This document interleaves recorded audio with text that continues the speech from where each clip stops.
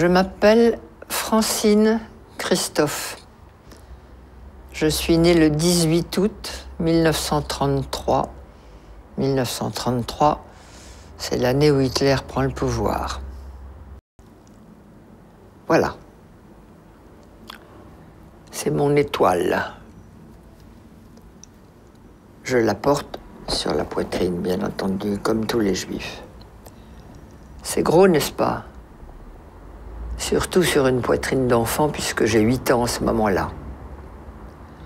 Il s'est passé dans mon camp de Bergen-Belsen quelque chose de tout à fait extraordinaire. Je rappelle que nous étions des enfants de prisonniers de guerre et à ce titre privilégiés. Donc nous avions eu le droit d'emporter de France un petit sac avec 2-3 petites choses. Une femme, un petit bout de chocolat, une femme, un petit morceau de sucre, une femme, une petite poignée de riz. Maman avait emporté 2 petits morceaux de chocolat.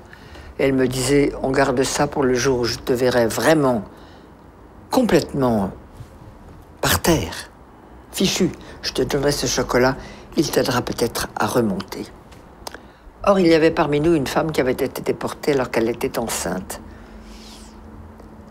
Ça ne se voyait pas, évidemment, elle était si maigre.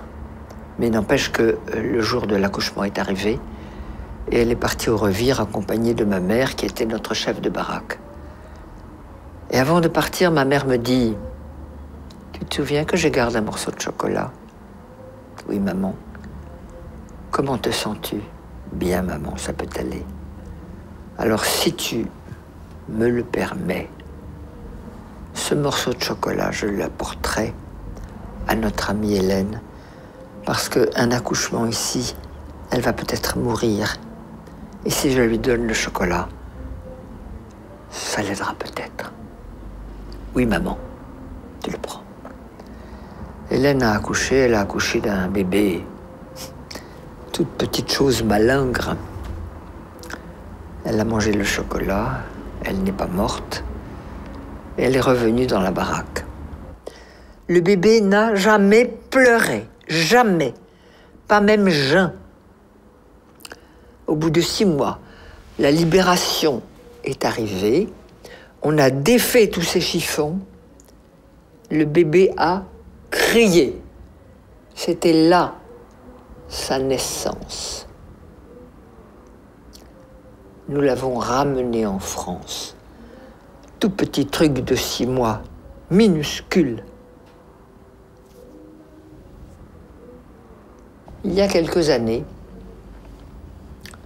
ma fille me dit « Maman, si vous aviez eu des psychologues ou des psychiatres à votre retour, ça se serait mieux passé pour vous. » Je dis sûrement, mais il n'y en avait pas.